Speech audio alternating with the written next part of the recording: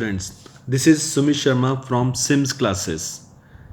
Today we will discuss CBSE sample paper Mathematics Standard 2024-25. तो बेटा इस वीडियो में हम डिस्कस करेंगे question number 1 to 20 means MCQs and 2 assertion reasoning. और इस वीडियो में हम क्वेश्चन भी डिस्कस करेंगे और क्वेश्चंस के रिलेटेड जो कॉन्सेप्ट होंगे वो भी मैं आपको बताने की कोशिश करूंगा। So let's start the video. So first question is as you can read the statement. बेटा आप वीडियो को पॉज करके भी रीड कर सकते हो स्टेटमेंट। सो आई होप आपने स्टेटमेंट देख ली होगी। तो इस वीडियो में हमने क्या बताना है बेटा, सो मेन की point of this question is कि हमने बताना है बेटा जीरोज ऑफ पॉलिनोमियल। वैसे तो जीरोज ऑफ पॉलिनोमियल क्या होती है, वो एक्स की वैल्यू जो पॉलिनोमियल को जीरो बना देती है। फॉर एग्जाम्पल अगर मैं यहाँ पे कोई पॉलिनोमियल लिखूं एक्स स्क्वायर -1, तो इसमें अगर मैं x की वैल्यू 1 पुट करूंगा तो ये 0 आ जाएगा। अगर x की वैल्यू -1 पुट करूंगा तो तब भी ये 0 आ जाएगा। तो इस पॉलिनोमियल की जीरोज कौन सी होगी, 1 और -1। चलो ये तो था थ्योरेटिकल पार्ट, बट अगर ग्राफ दिया हो हमें तो ग्राफिकल मेथड से हम जीरोज कैसे निकालते हैं। आपने पढ़ा होगा पॉलिनोमियल चैप्टर में, कोई ग्राफ किसी भी पॉलिनोमियल का ग्राफ वो एक्स एक्सिस को कितने पॉइंट्स पे कट करता है वो उसकी नंबर ऑफ जीरोज होती हैं। अब देखिए क्वाड्रेटिक पॉलिनोमियल बेटा हमेशा एक पैराबोला बनाता है। क्वाड्रेटिक पॉलिनोमियल का ग्राफ एक पैराबोला होता है और हमें हमारे क्वेश्चन में दिया हुआ है कि ये पैराबोला किन किन पॉइंट्स में से पास करके जा रहा है। बेटा -6, 0, 0, -30, 4, -20 एंड 6, 0। सो इन पॉइंट्स में से ये पास करके जा रहा है। ठीक है, तो अब अगर मैं ग्राफ ड्रॉ कर लूँ, वैसे तो ज़रूरत नहीं है, मैं उसका शॉर्टकट भी बताऊंगा, लेकिन अगर ग्राफ से हम प्रैक्टिकली देखने की कोशिश करें तो हमारा ये ग्राफ एक्स एक्सिस को बेटा 2 पॉइंट्स पे कट कर रहा है। एक तो कट कर रहा है ये -6, 0 पे और 6, 0 पे। तो इट मीन्स इस पॉलिनोमियल की 2 जीरोज हो गई। ठीक है जी, एक होगी -6 क्योंकि एक्स एक्सिस को -6 पे कट कर रहा है और एक बेटा 6 पे कट कर रहा है, तो इसकी 2 जीरो हो गई, -6 एंड 0। सो अगर आपने ग्राफ नहीं भी ड्रॉ करना तो आप पॉइंट्स देखिए ज़रा। हमारे पास जो पॉइंट दिए हुए हैं वो है -6, 0, 0, -30, 4, -20 और 6, 0। सपोज आपने ग्राफ नहीं भी ड्रॉ करना, फिर भी आपने बतानी है इस पॉलिनोमियल की जीरोस। बेटा पॉलिनोमियल की जीरो निकालने के लिए आपको क्या देखना पड़ेगा कि वो पॉइंट एक्स एक्सिस के ऊपर होना चाहिए, राइट। अब इनमें से आपके फर्स्ट वाला पॉइंट ये एक्स एक्सिस के ऊपर है। वाई? बिकॉज इसमें वाई कोऑर्डिनेट जो है बेटा वो 0 है। इसमें जो y कोऑर्डिनेट है वो 0 है। अगर y कोऑर्डिनेट 0 होगा तो ऑब्वियसली वो पॉइंट किस पे लाई करेगा, x एक्सिस पे। और सिमिलरली ये आपके पास जो लास्ट वाला पॉइंट है 6, 0, इसमें भी अगर आप देखोगे y कोऑर्डिनेट 0 है। y कोऑर्डिनेट 0 होने का मतलब पॉइंट किस पे लाई कर रहा है, x एक्सिस पे। सो जीरोस क्या होती हैं, जीरोस होती हैं x की वैल्यू, मींस वो वाली वैल्यू जिस पे ग्राफ हमारा एक्स एक्सिस को कट करता है। अगर वो एक्स एक्सिस को कट करेगा तो उस पॉइंट पे y को क्या होगा, 0 होगा। सो हम वो पॉइंट चूज करेंगे जिसमें y 0 है। तो y 0 बेटा एक फर्स्ट वाले पॉइंट में है, एक सेकंड वाले पॉइंट में है। तो हमने बतानी थी जीरोस क्या होती हैं, x की वैल्यूज। सो इन पॉइंट्स में x की वैल्यू क्या है, यहाँ पे -6 और यहाँ पे 6। सो जीरोस ऑफ पॉलिनोमियल क्या हो गई बेटा, -6 एंड 6। सो ये आंसर होगा आपका। सो D option is correct. So देख लीजिए आप। नेक्स्ट बेटा हमारा क्वेश्चन नंबर सेकंड है। क्वेश्चन नंबर सेकंड में देखिए हमने k की वैल्यू निकालनी है और हमें 2 इक्वेशन दी हुई हैं। लाइक फर्स्ट इक्वेशन हमारे पास है 3x - ky = 7 और सेकंड इक्वेशन हमारे पास है 6x + 10y = 3। ठीक है, तो हमें कंडीशन क्या दी हुई है, हमें कंडीशन ये दी हुई है कि lines are inconsistent, these equations are inconsistent.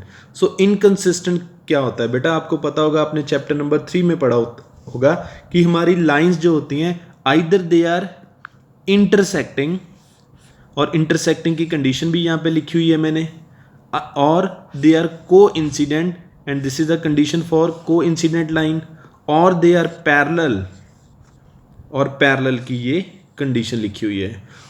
अब ये आपको पता होगा बेटा कि जब लाइंस इंटरसेक्टिंग होती हैं उनको हम कंसिस्टेंट बोलते हैं। कंसिस्टेंट, कंसिस्टेंट मीन्स इनका सोल्यूशन निकलेगा, अगर आप इनको सॉल्व करोगे तो इनका सोल्यूशन निकलेगा।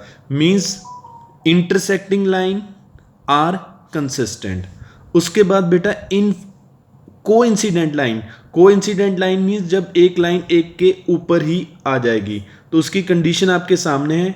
इनको हम बोलते हैं इनफाइनाइट मैनी सोल्यूशन, और ये भी कंसिस्टेंट की कैटेगरी में आएगा, कंसिस्टेंट, राइट। लास्ट में है पैरेलल लाइंस। पैरेलल लाइन जो इंटरसेक्ट नहीं करेंगी, उसकी कंडीशन आपके सामने है, इसका कोई सोल्यूशन नहीं होता, मीन्स नो सोल्यूशन, और इसको हम बोलते हैं inconsistent, right, inconsistent. So means inconsistent के लिए क्या कंडीशन होनी चाहिए? नो सोल्यूशन, पैरेलल लाइंस, और ये जो आपके सामने कंडीशन लिखी हुई है A1 over A2 is equal to B1 over B2 but not equal to C1 over C2। So for inconsistent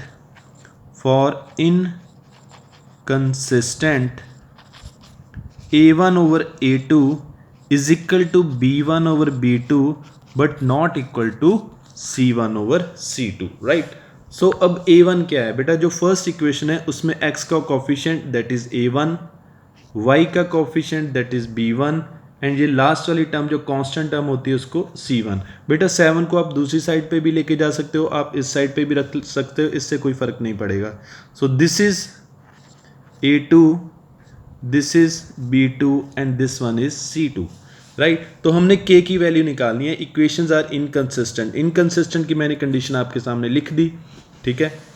तो इनकंसिस्टेंट किनको बोलते हैं? जो लाइंस पैरेलल होती हैं। Parallel line mean they are not intersecting, means इनका कोई सोल्यूशन नहीं होता। सो A1 की वैल्यू कितनी है बेटा? 3, A2 की वैल्यू 6, B1 की वैल्यू -K, B2 की value 10, not equal to C1, C1 is 7 and C2 is 3, right. तो हमने K की वैल्यू निकालनी है। हम क्या करेंगे, ये जो पहली दो टर्म्स हैं इन दोनों को इक्वेट कर देंगे और क्रॉस मल्टीप्लाई कर देंगे। पहले तो 3 और 6 की कटिंग हो गई 1/2, यहाँ पे -K/10, 10 बेटा उस साइड पे मल्टीप्लाई हो जाएगा, कटिंग करोगे तो ये 5 आ जाएगा, -K is equal to 5, minus बेटा उस साइड पे शिफ्ट हो गया, तो K की वैल्यू आपकी कितनी आ रही है? -5। So this is a correct option. So अगर हम स्टेटमेंट में देखें तो कुछ B option is correct. So इस क्वेश्चन का आंसर बी ऑप्शन होगा, ठीक है जी। हाँ जी बेटा। सो थर्ड क्वेश्चन आप अगेन रीड कर लीजिए स्टेटमेंट एक बार वीडियो को पॉज करके। ओके, सो इसमें हमने क्या देखना है? Which of the following statement is not true, मतलब कौन सी स्टेटमेंट ट्रू नहीं है। सो पहली स्टेटमेंट हम रीड करते हैं, number of seconds can be drawn at any point on the circle. A number of seconds can be drawn at any point on the circle, मतलब किसी एक पॉइंट से हम नंबर ऑफ सीकेंड्स ड्रॉ कर सकते हैं। क्या ये करेक्ट है? तो आप फर्स्ट फिगर में बेटा देखिए ज़रा, फर्स्ट फिगर में मैंने एक पॉइंट ले लिया, सपोज यहाँ पे मेरे पास एक पॉइंट P है। अब P पॉइंट्स में पास करती हुई मैं कई सीकेंड्स ड्रॉ कर सकता हूँ। सीकेंड क्या होती है बेटा? सीकेंड होती है वो लाइन जो सर्कल को पास करके निकलती है, ठीक है। सर्कल एटलीस्ट 2 पॉइंट्स को इंटरसेक्ट करके निकलती है, ठीक है। एटलीस्ट नहीं, एग्जैक्टली 2 पॉइंट्स को ही पास करके निकलेगी।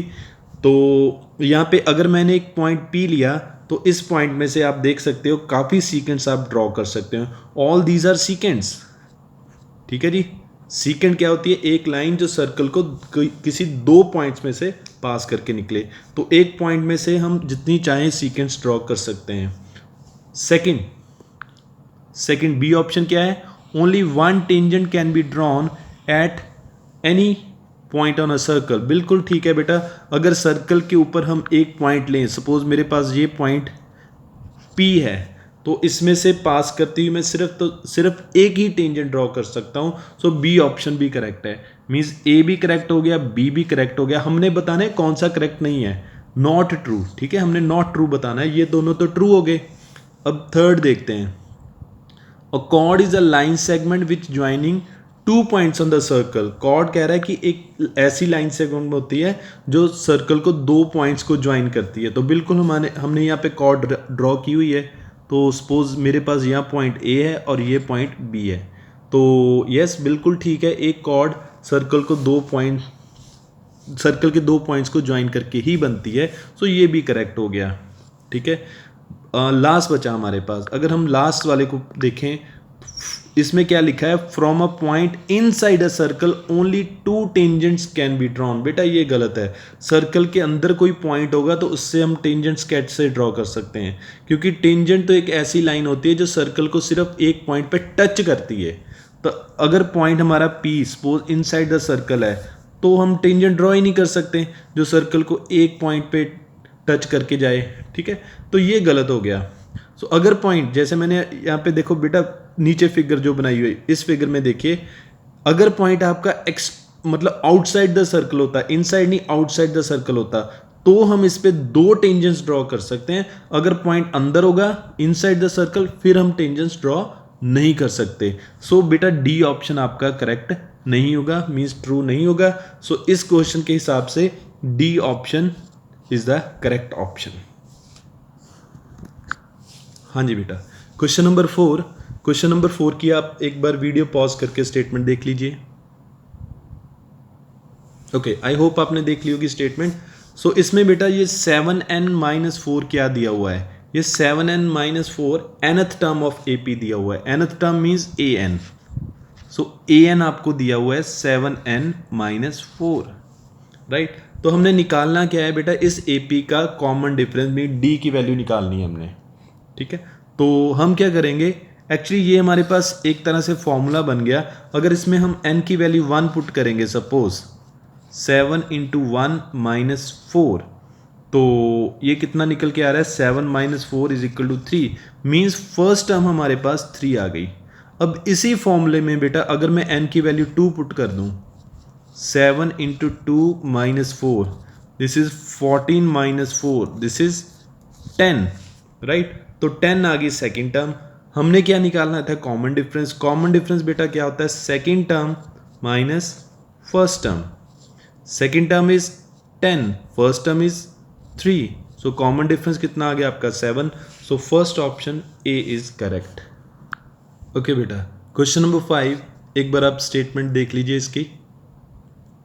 ओके, सो स्टेटमेंट में बेटा क्या दिया हुआ है, हमारे पास एक कोन है और एक हमारे पास सर्कल है, ठीक है। So suppose this is sphere है।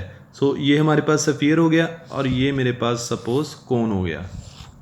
अब इन दोनों का बेटा रेडियस सेम दिया हुआ है, सफियर का रेडियस दैट इज ऑल्सो 5 और ये कोन का रेडियस दैट इज ऑल्सो 5, दोनों का रेडियस सेम दिया हुआ है। अब क्वेश्चन में क्या बोल रहा है, if the volume of cone का फॉर्मूला देखिए क्या होता है, 1/3 pi r² into h। If the volume of cone is equal to volume of sphere का फॉर्मूला क्या होता है बेटा, 4/3 पाई r³। तो हमने निकालना क्या है, हमने हाइट ऑफ द कोन बेटा ये फाइंड करनी है। तो यहाँ पे देखिए 3 और 3 कट हो रहा है, पाई और पाई कट हो रहा है, रेडियस दोनों का सेम है 5, तो ये r² r³ के साथ कट हो जाएगा। तो हमारे पास क्या बचा बेटा, यहाँ पे 4r और इस साइड पे क्या बच गया हमारे पास h। सो 4r मीन्स रेडियस कितना था हमारे पास 5, सो h किसके इक्वल आ गया बेटा 20। So 20 centimetre is the correct option.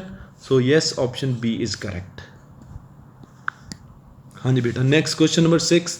Question number 6 में देखिए आपके पास क्या है, tan थीटा इज 5/2 और हमने वैल्यू किसकी निकालनी है बेटा, 4 sin theta plus cos theta over 4 sin theta minus cos theta. बेटा इसकी वैल्यू निकालनी है। हम क्या करेंगे बेटा, दिस इज न्यूमिनेटर और ये मेरे पास है डिनोमिनेटर। हम क्या करेंगे, न्यूमिरेटर और डिनोमिनेटर दोनों को कॉस के साथ डिवाइड कर देंगे। देखिए यहाँ पे 4 साइन थीटा है, इसको भी कॉस के साथ डिवाइड, यहाँ पे कॉस थीटा है, इसको भी कॉस के साथ डिवाइड। मैंने न्यूमिरेटर को कॉस थीटा के साथ डिवाइड कर दिया। अगर न्यूमिरेटर को किया है तो बेटा मुझे डिनोमिनेटर को भी करना पड़ेगा। सो 4 साइन थीटा, इसको भी कॉस के साथ डिवाइड, और यहाँ पे कॉस थीटा, इसको भी कॉस के साथ डिवाइड। मैंने न्यूमिरेटर और डिनोमिनेटर दोनों को कॉस के साथ डिवाइड कर दिया। अब आप देखिए ज़रा बेटा, यहाँ पे साइन बाय कॉस, ये साइन बाय कॉस किसके इक्वल होगा? साइन बाय कॉस होता है टेन थीटा के इक्वल। तो ये 4 साइन बाय कॉस बेटा टेन थीटा के इक्वल होता है, ये बन गया 4 टेन थीटा, और कॉस एंड कॉस कैंसिल हो गया, यहाँ पे 1। नीचे भी बेटा वही बन रहा है, साइन बाय कॉस, वो किसके इक्वल होता है? टेन के इक्वल होता है। सो इसकी जगह पे टेन आ गया, और यहाँ पे कॉस और कॉस कट हो गया, और ये आ गया 1। अब टेन थीटा की देखिए स्टेटमेंट में आपको वैल्यू दी हुई है, ये देखिए बेटा टेन थीटा की वैल्यू आपके पास 5/2 है। तो यहाँ पे हम क्या करेंगे, 4 टेन की जगह पे 5/2 प्लस 1, और नीचे 4 टेन की जगह पे 5/2 माइनस 1।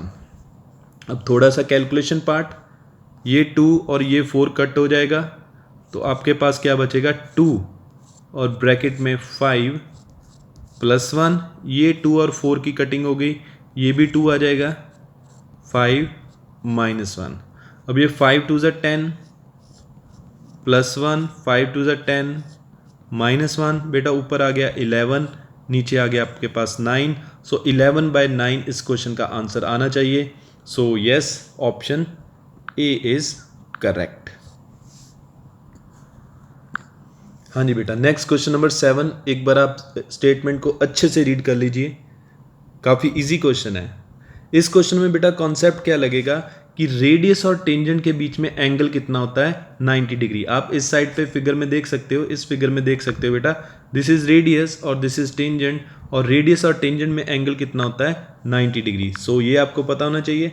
अब आ जाइए आपके अपने क्वेश्चन में, यहाँ पे हमें angle T P Q means बेटा पूरा एंगल यहाँ से यहाँ तक, ये आपको दिया हुआ है 110 टी पी क्यू, बेटा पूरा एंगल दिया हुआ है 110। और अगर आप टी पी क्यू एंगल को देखोगे बेटा, ये दो पार्ट्स में अगर मैं इसको डिवाइड करूं, सपोज ये ब्लू वाला पार्ट,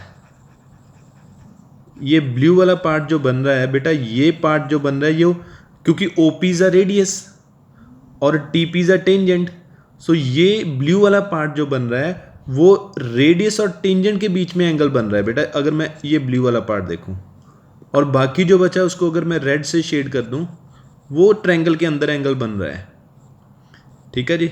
अगर मैं ब्लू वाले को एंगल 1 बोल दूं और अंदर वाले को एंगल 2 बोल दूं, तो इन दोनों का सम आपको एंगल टी पी क्यू दिया हुआ है, टी पी क्यू एंगल 1 और 2 मिला के बन रहा है बेटा।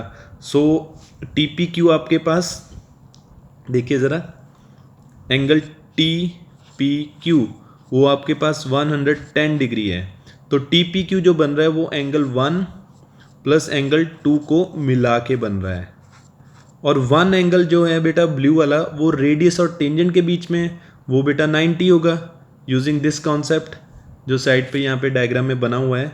सो 90 plus angle 2 is equal to 110। अब 90 उस साइड पे जाके माइनस हो जाएगा, 110 माइनस 90, तो ये बेटा आपके पास कितना आ गया?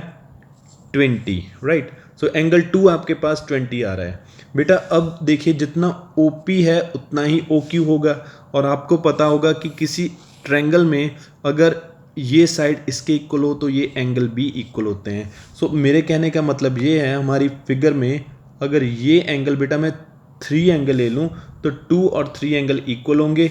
सो angle 2 is equal to angle 3, why? Because OP is equal to OQ।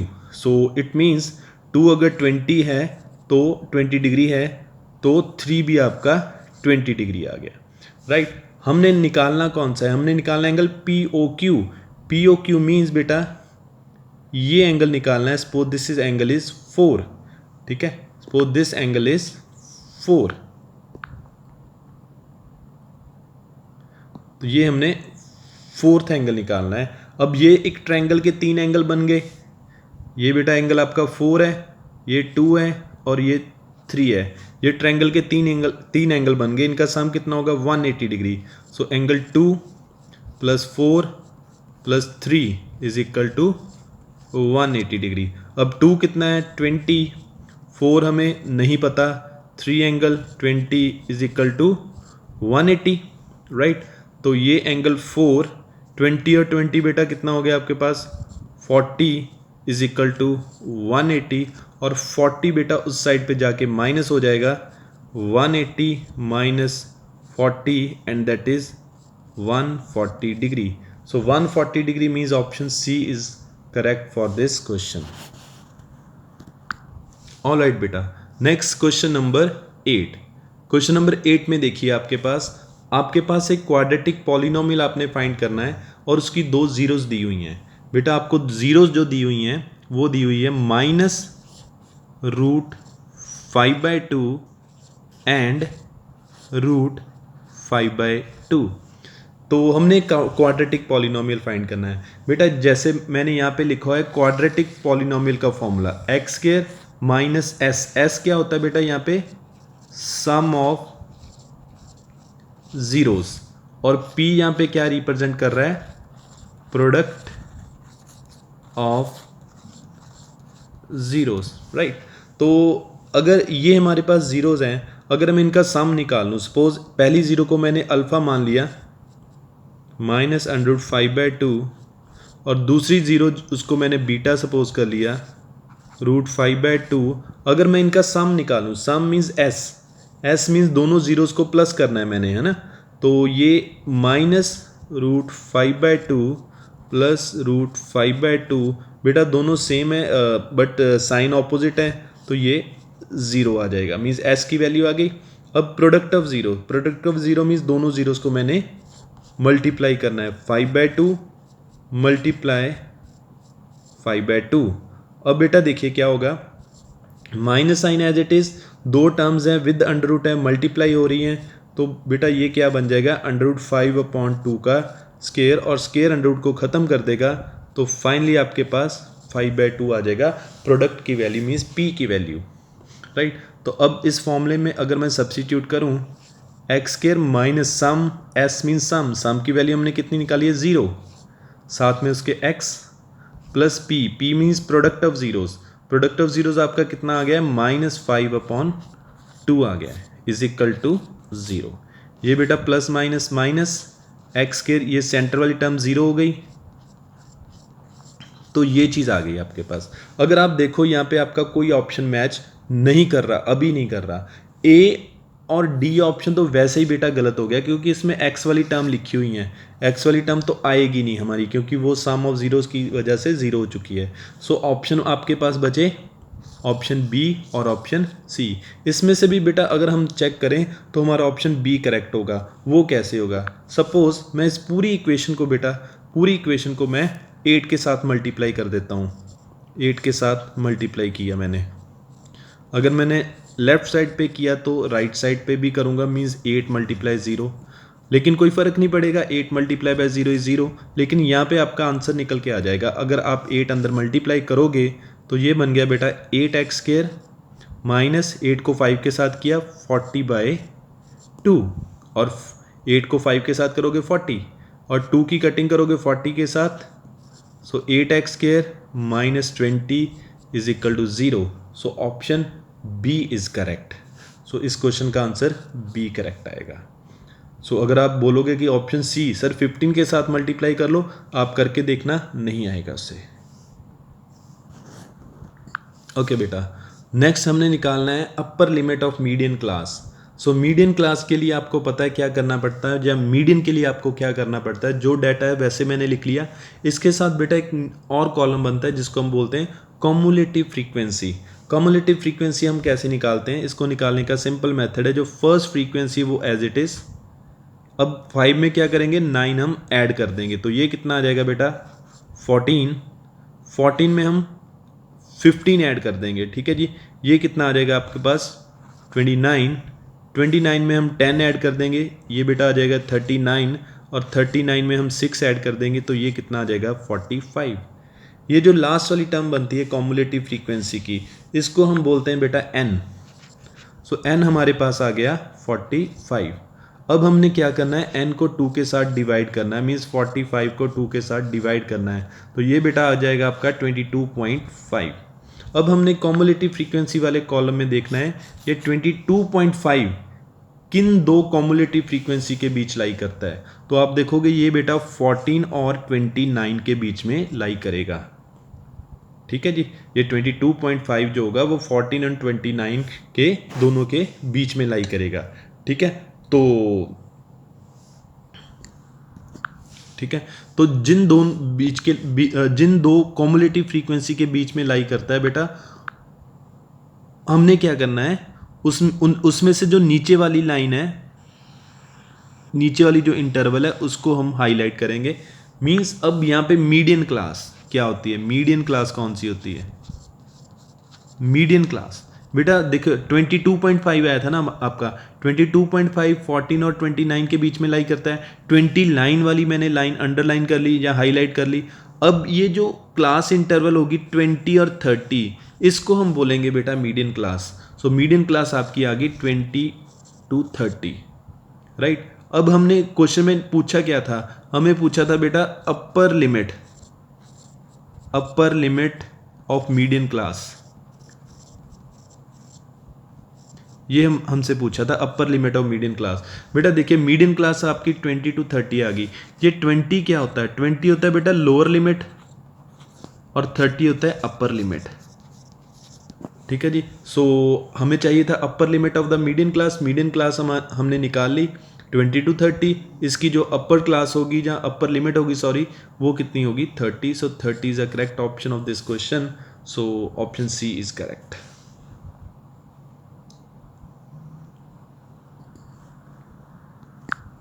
हाँ जी बेटा, नेक्स्ट क्वेश्चन नंबर आपके पास 10 है। 10th क्वेश्चन में देखिए हमारे पास क्या है, एक सर्कल दिया हुआ है और दो कॉर्ड्स दी हुई हैं ए बी और सी डी, और वो दो कॉर्ड बेटा ओ पॉइंट पे इंटरसेक्ट कर रही हैं।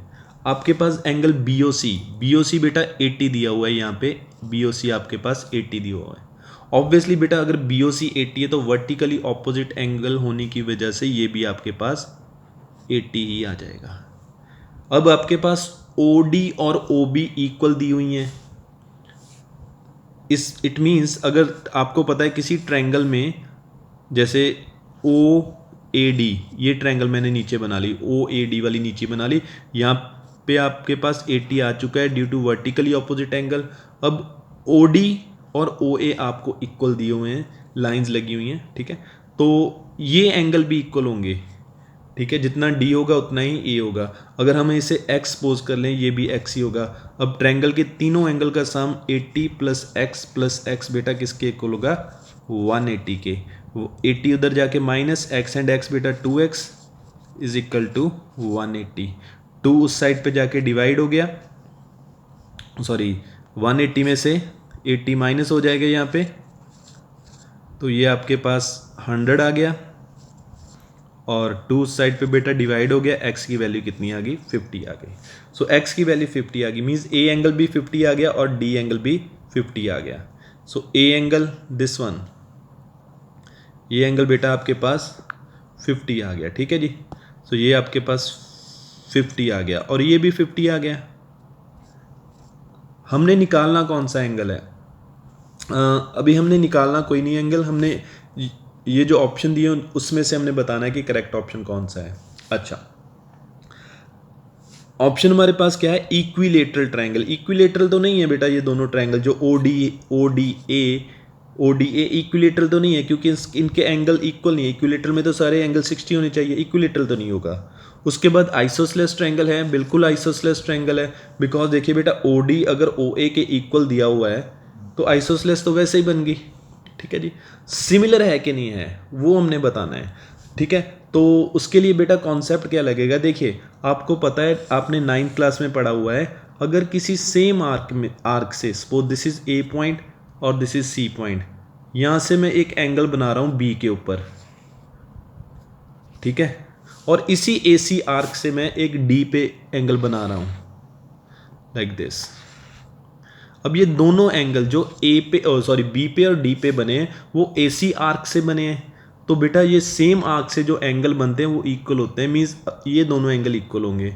तो ये एंगल अगर 50 होगा तो ये भी एंगल आपका 50 ही होगा, ठीक है, मीन्स ये एंगल 50 हो गया आपका, ठीक है। अब ये भी वैसे 50 होगा, लेकिन आपकी सिमिलैरिटी की कंडीशन बन चुकी है, ट्रायंगल सिमिलर हो चुकी है बाय एंगल, ठीक है। बिकॉज देखिए ना आपके पास बी एंगल वो डी के इक्वल है 50-50, और O angle vertically opposite angle O is equal to O, so यहाँ पे एंगल की कंडीशन लग गई, देयरफॉर बाय एंगल ये दोनों triangle means triangle O D A ये सिमिलर होगी बेटा ट्रायंगल ओ बी सी के। आइसोसेलेस तो वैसे ही हैं वो, क्योंकि ओ डी और ओ ए बराबर है, और ओ बी और ओ सी भी बराबर हो जाएगा क्योंकि बी और सी एंगल इक्वल आ चुके हैं। सो ये आइसोसेलेस भी होगी, सिमिलर भी होगी, so option B is correct. So देख लीजिए आप।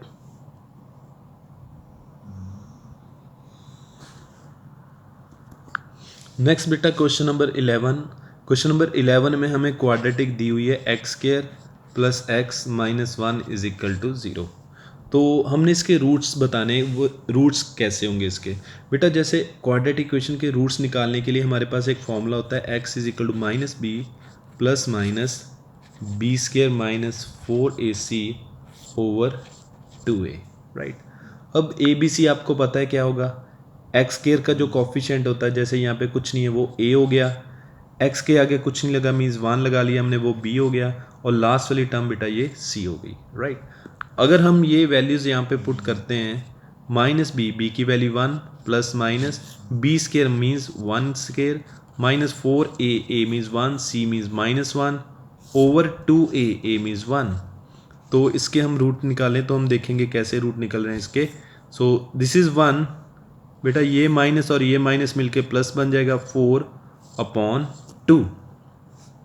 सो x is equal to -1 plus minus √5/2। तो ये रूट निकले बेटा। अब अगर हम ऑप्शंस देखें तो पहला है कि नॉट, सेकंड ऑप्शन पहले देखते हैं। इसमें बोला है कि नॉट रियल। बेटा नॉट रियल रूट्स कब आते हैं, अगर अंडर रूट में नेगेटिव आ जाए। अगर अंडर रूट में नेगेटिव आ जाए तो उसको नॉट रियल रूट बोलते हैं। तो हमारा तो नेगेटिव नहीं आया, सो ये ऑप्शन गलत हो गया, राइट। उसके बाद बोल रहा है रैशनल। रैशनल होता है जिसपे अंडर रूट ना हो, अंडर रूट या फिर कैंसिल हो जाए या फिर हो ही ना। तो यहाँ पे तो अंडर रूट आ रहा है 5 के ऊपर, सो ये ऑप्शन भी गलत हो गया, ठीक है। चौथा ऑप्शन है रियल एंड इक्वल। क्या हमारे रूट इक्वल आ रहे हैं? नो। एक्स की हमारे पास दो वैल्यूज आई, एक आई -1 प्लस √5/2, दूसरी आई -1 माइनस √5/2। ये तो इक्वल नहीं है, तो ये ऑप्शन भी गलत हो गया। सो ऑप्शन ए करेक्ट होगा। ये इररेशनल है बिल्कुल बेटा। देखिए यहाँ पे √5 आ रहा है, तो आपको पता है √5 क्या होता है, फर्स्ट चैप्टर में हमने प्रूव भी किया था। √5 इररेशनल आ रहा है, इररेशनल नंबर होता है। सो इसलिए ये पूरा नंबर इररेशनल हो गया, ये भी इररेशनल हो गया। सो डिफरेंट भी हैं, इररेशनल भी हैं, सो ऑप्शन ए करेक्ट आएगा बेटा। सो देख लीजिए इसको।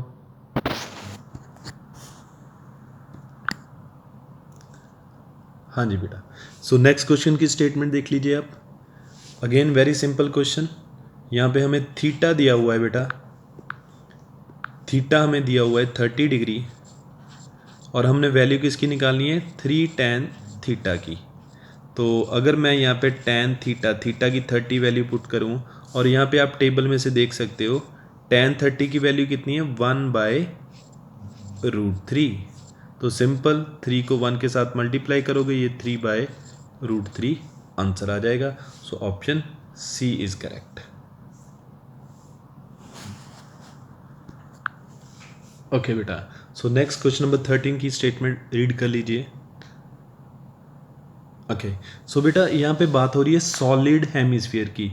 सो सॉलिड और हेमिस्फीयर का डिफरेंस आप देख सकते हो। यहाँ पे ये हमारे पास हॉलो हेमिस्फीयर है, ठीक है, और ये मेरे पास सॉलिड हेमिस्फीयर है। अगर सॉलिड हेमिस्फीयर की बात करूं, सॉलिड हेमिस्फीयर का फॉर्मूला बेटा, अगर मैं टोटल सरफेस एरिया, वॉल्यूम का फॉर्मूला दोनों का सेम होगा, वॉल्यूम का फॉर्मूला दोनों के लिए सेम चलेगा, लेकिन सरफेस एरिया, अगर इसके सरफेस एरिया की बात करूं तो वो होगा बेटा हमारे पास 2 पाई आर स्क्वायर। और अगर इसके सरफेस एरिया की बात करूं, इसमें आता है 3 पाई आर स्क्वायर, क्योंकि इसमें ये जो एक सर्कल है ना, ये एक्स्ट्रा ऐड होता है, उसमें नहीं होता लेकिन इसमें होता है। सो इसका सॉलिड का 3 पाई आर स्क्वायर और हॉलो का 2 पाई आर स्क्वायर। ओके, अब हमारे क्वेश्चन में दिया क्या हुआ है, हमें वॉल्यूम दिया हुआ है। वॉल्यूम बेटा दोनों का सेम ही होता है, चाहे हॉलो हो चाहे सॉलिड हो। तो हमारे क्वेश्चन में यहाँ पे सॉलिड है, तो सॉलिड का वॉल्यूम दिया हुआ हमें 396/7 centimetre cube. Volume of sphere का फॉर्मूला वैसे होता क्या है, it is 2/3 pi r cube is equal to 396/7।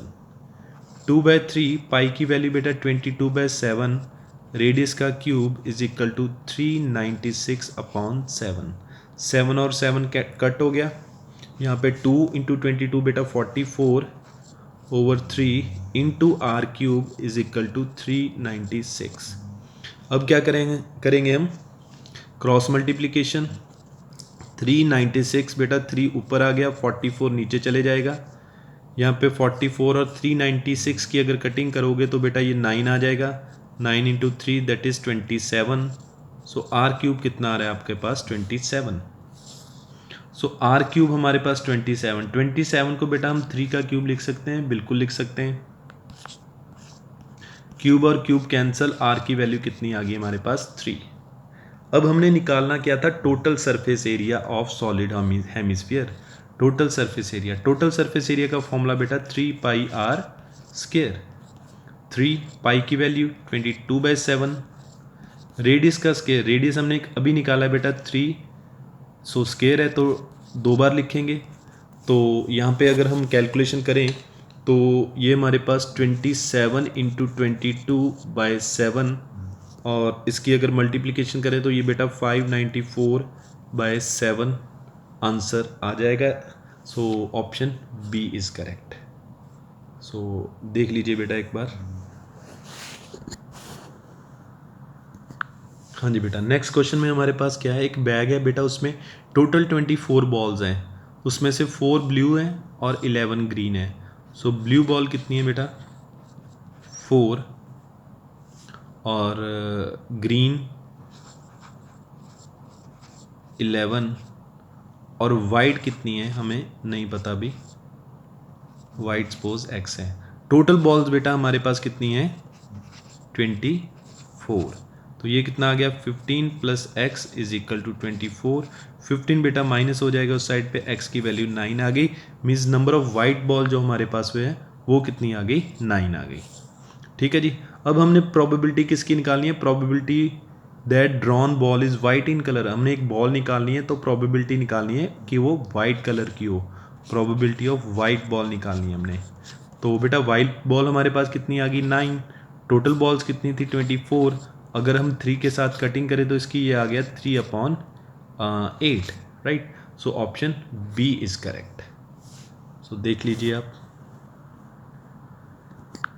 Okay बेटा, so next question number 15। So इसमें हमें क्या दिया हुआ है, एक पॉइंट दिया हुआ है -4,5।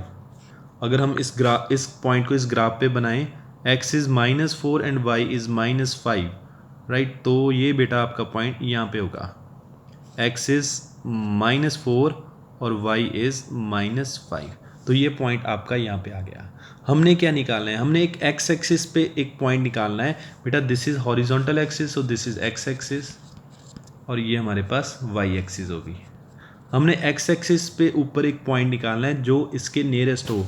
तो बेटा ऑब्वियसली हम क्या करेंगे, आपको पता है perpendicular distance is always the shortest distance. तो अगर हम यहाँ पे एक परपेंडिकुलर ड्रॉ करें तो यहाँ पे आ जाएगा ये परपेंडिकुलर। तो ये पॉइंट होगा x एक्सिस पे, जो रिक्वायर्ड पॉइंट होगा ये x एक्सिस पे, तो इसका x हो गया -4, x एक्सिस पे y 0 होता है, सो ये 0 हो गया। सो ये पॉइंट होगा बेटा जो -4 और -5 के नियरेस्ट होगा, क्योंकि हमने परपेंडिकुलर ड्रॉ किया। Perpendicular is always a shortest distance. ठीक है जी। सो इस क्वेश्चन का आंसर आ गया -4,0। So option B is correct. So देख लीजिए। हाँ जी बेटा, नेक्स्ट क्वेश्चन एक बार रीड कर लीजिए आप स्टेटमेंट। ओके अब हमने इसमें बताना है कि किसी भी डाटा की मिडिल वैल्यू कौन देता है। वैसे आपके पास ऑप्शन दिए हुए हैं, लेकिन हम सभी ऑप्शंस को डिस्कस कर लेते हैं। मीन बेटा हमें क्या निकाल के देता है? मीन हमें निकाल के देता है एवरेज। मीन हमें निकाल के देता है एवरेज। एवरेज कैसे निकालते हैं? Sum of observation over number of observation. ठीक है, सो मीन हमें जो डाटा दिया होता है उसकी एवरेज वैल्यू निकाल के देता है। ठीक है जी। अच्छा जी, मीडियन हमें डाटा की मिडिल वैल्यू देता है। सो मीडियन हमें डाटा की मिडिल वैल्यू देता है। ठीक है, और मॉड जो डाटा में सबसे ज़्यादा बार टर्म आ रही है वो बेटा मॉड होता है, the most commonly appearing value, that is mod. और रेंज क्या होता है? रेंज बेटा हम क्या करते हैं, डाटा की जो मैक्सिमम वैल्यू है उसमें से डाटा की मिनिमम वैल्यू निकाल देते हैं, माइनस कर देते हैं, तो वो रेंज निकल के आ जाती है। ठीक है, फॉर एग्जांपल अगर मैं मीन की बात बताऊं, सपोज मेरे पास कुछ ऑब्जर्वेशन है, आपकी क्लास के टेस्ट हुआ उसके मार्क्स ही हैं। सपोज किसी के 5 स्टूडेंट्स हैं जिनका मैंने टेस्ट लिया, आउट ऑफ 10 एक के 2 आ गए, एक के सपोज दूसरे के भी 2 आ गए, तीसरे के भी 2 आ गए, एक के 4 आ गए, एक के 5 आ गए। ठीक है जी, तो मैंने क्या करना है यहाँ पे, सपोज यहाँ पे 3 कर लेते हैं, चलो ठीक है। अब अगर मीन क्या होता है? मीन हम निकालते हैं एवरेज। एवरेज में 2 + 2 + 3 + 4 + 5 इन सभी ऑब्जर्वेशन को प्लस करेंगे और देखेंगे कितनी ऑब्जर्वेशन है। ये 5 है, 5 के साथ डिवाइड कर देंगे, वो आपका मीन आ जाएगा। उसके बाद मीडियन क्या होता है? मीडियन में हमने बेटा क्या करना है, इस डाटा को अरेंज करना है। ऑलरेडी ये अरेंज ही है, आइदर इन असेंडिंग और डिसेंडिंग ऑर्डर, 2 2 3 4 5। अब इसकी मिडिल वैल्यू कौन सी है? इसकी मिडिल वैल्यू बेटा है 3। सो इस क्वेश्चन का सिंपल बेटा मीडियन जो आएगा वो 3 आ जाएगा। अब बात करें मॉड की। मॉड क्या होता है? मॉड में देखना है हमने जो डाटा इसमें ज़्यादा टर्म कौन सी आ रही है। जैसे आप देखोगे 2, जो 2 है 2 बार आ रहा है, तो इस क्वेश्चन का जो मॉड होगा बेटा वो 2 होगा, क्योंकि जो टर्म ज़्यादा बार आएगी वो मॉड होगा। सो मॉड 2 आ गया। अगर हम इस डाटा की रेंज निकालनी हो तो रेंज, इसमें मैक्सिमम मार्क्स कितने हैं बच्चे के 5 और मिनिमम कितने हैं 2, दोनों को माइनस करोगे, ये कितना आ गया 3। So 3 will be the range of this data. So ये होता है बेटा मीन, मीडियन एंड मॉड में डिफरेंस। सो इसमें इसने पूछा है कि मिडिल मोस्ट वैल्यू बेटा मीडियन बताता है हमें, मीडियन बताता है हमें मिडिल मोस्ट वैल्यू।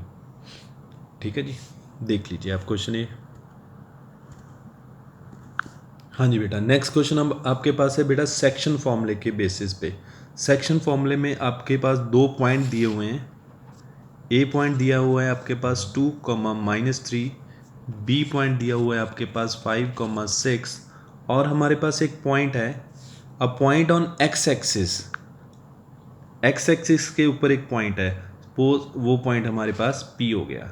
ठीक है, अगर वो एक्स एक्सिस के ऊपर है, ठीक है जी, तो उसके लिए एक्स तो कुछ ना कुछ होगा, लेकिन वाई कितना होगा? 0 होगा। राइट, अब ये पॉइंट इन दोनों ए और बी को किस रेशियो में डिवाइड कर रहा है बेटा? ये भी आपको दिया हुआ है 1:2। तो हमने पॉइंट निकालना है, मीन्स पी पॉइंट निकालना है। पी पॉइंट आपको ऑलरेडी दे दिया उसने कि एक्स एक्सिस पे है, अगर एक्स एक्सिस पे तो वाई 0 होगा। सो हम क्या करेंगे, using this section formula x की वैल्यू निकालते हैं। एक्स का फॉर्मूला क्या होता है? mx2 + nx1 over m + n। अब ये आपके पास m होता है, ये n हो गया, ये बेटा आपके पास x1, ये y1, ये x2 और ये y2 हो गया। तो अगर हम फॉर्मूला लगाएं, x की वैल्यू निकालनी चाहें तो m इज़ 1, राइट, और x2 is 5, n is 2 and x1 is 2। नीचे बेटा m + n मीन्स 1 + 2। तो ये आपके पास ऊपर 5, 4 और ये 3। सो ऊपर आ गया आपके पास 9, 3 कटिंग करोगे तो x की वैल्यू 3 आ गई। अगर ऑलरेडी हमें दिया था ये पॉइंट एक्स एक्सिस पे है तो y 0 होगा, इसका y 0 होगा, तो पॉइंट आपका कितना बन गया 3,0। So option C is correct.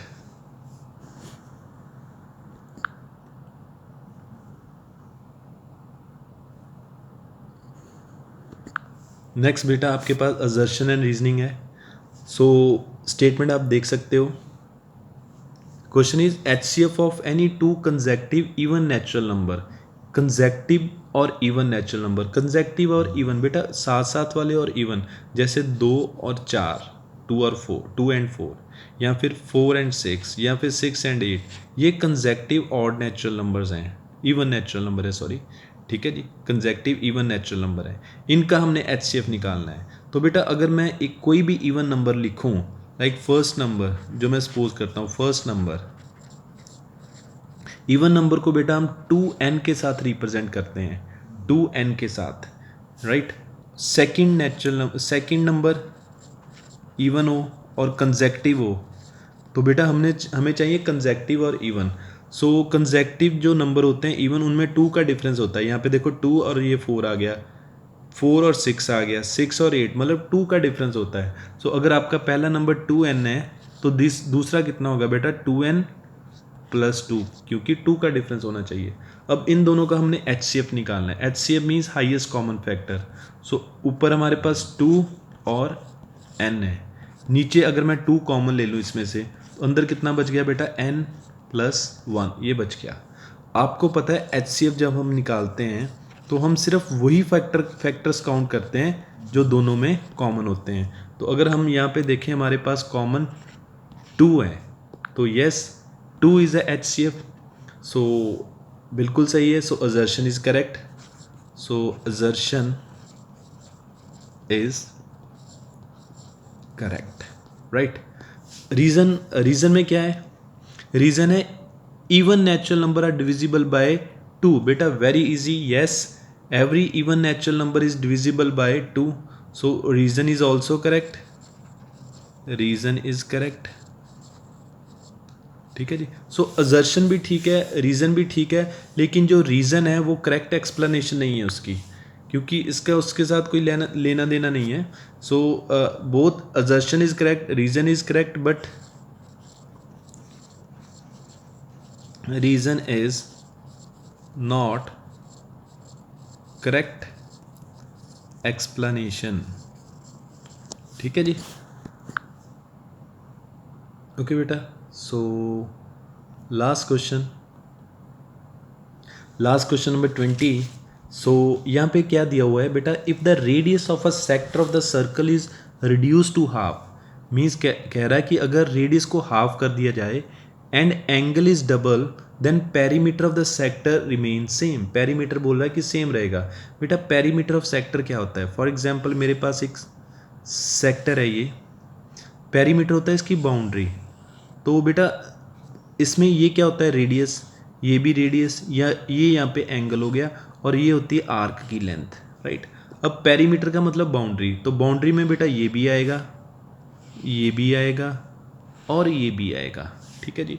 So means perimeter of sector, perimeter of sector, इसमें बेटा 2 रेडियस आ जाएंगे, सो 2r प्लस एक लेंथ ऑफ आर्क आ जाएगी, L आ जाएगा, ठीक है जी। ये हो गया पेरीमीटर ऑफ सेक्टर। अब क्वेश्चन में क्या बोल रहा है, लेंथ ऑफ आर्क का फॉर्मूला क्या होता है वो भी लिख लेते हैं। लेंथ ऑफ आर्क का फॉर्मूला बेटा होता है θ/360 डिग्री इंटू 2πr।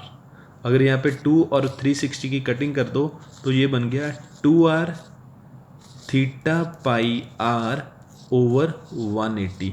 तो ये फॉर्मूला हो जाता है पेरीमीटर ऑफ सेक्टर का, राइट। अच्छा जी, अब इसने क्वेश्चन में क्या बोला है कि अगर radius is reduce to half, अगर रेडियस को मैं हाफ कर दूं एंड एंगल इज डबल, ठीक है जी, रेडियस को हाफ कर दिया, एंगल इज डबल। सो ये देखिए हमारा न्यू पेरीमीटर,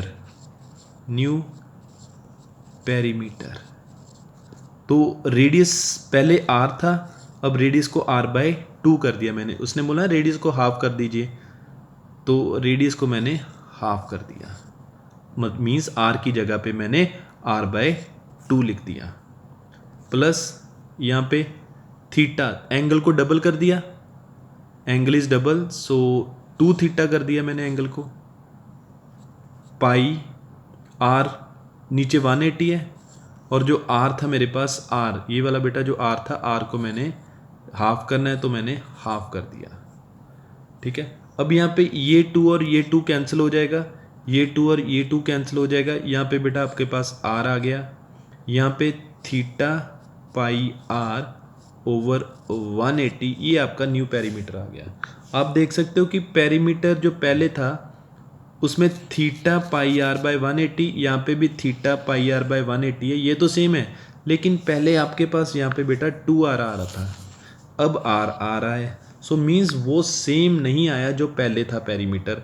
सो अजर्शन में क्या बोला है, उसने बोला था कि सेम रहेगा, नहीं बेटा सेम नहीं रहेगा पेरीमीटर। सो आप देखिए यहाँ पे 2r था, यहाँ पे r आ गया, सो पेरीमीटर सेम नहीं रहा, सो अजर्शन इज फॉल्स। अब रीजन में क्या दिया हुआ है इसने, रीजन को अगर आप देखो तो the length of the arc subtended an angle theta at the centre of the circle of radius r is, means length of arc का फॉर्मूला बोल रहा है कि लेंथ ऑफ आर्क का फॉर्मूला क्या होगा, it is pi r theta by 180, ये बोल रहा है। बेटा आपने क्या पढ़ा है, आपने पढ़ा होगा लेंथ ऑफ आर्क का formula theta over 360 degree into 2 pi r. बेटा ये वही फॉर्मूला है जो ऊपर लिखा है मैंने, यहाँ पे अगर आप 2 और 360 की कटिंग करोगे तो ये 180 आ जाएगा। सो ऊपर आपके पास क्या बचा, थीटा पाई आर और नीचे 180, तो इसने भी तो यही लिखा हुआ है, रीजन में इसने भी तो यही लिखा हुआ है, मीन्स रीजन इज करेक्ट है। So reason is correct, R is correct, R is correct but A is not correct, A is false या फिर ए इज नॉट करेक्ट। ठीक है जी। सो बेटा ये आपके 20 MCQ थे CBSE sample paper, CBSE sample paper 2024-25। So I hope आपको समझ लगे होंगे सारे क्वेश्चन। सो बेटा please please please like this video and subscribe my channel. So इससे आगे के क्वेश्चन हम लेके आएंगे नेक्स्ट वीडियो में।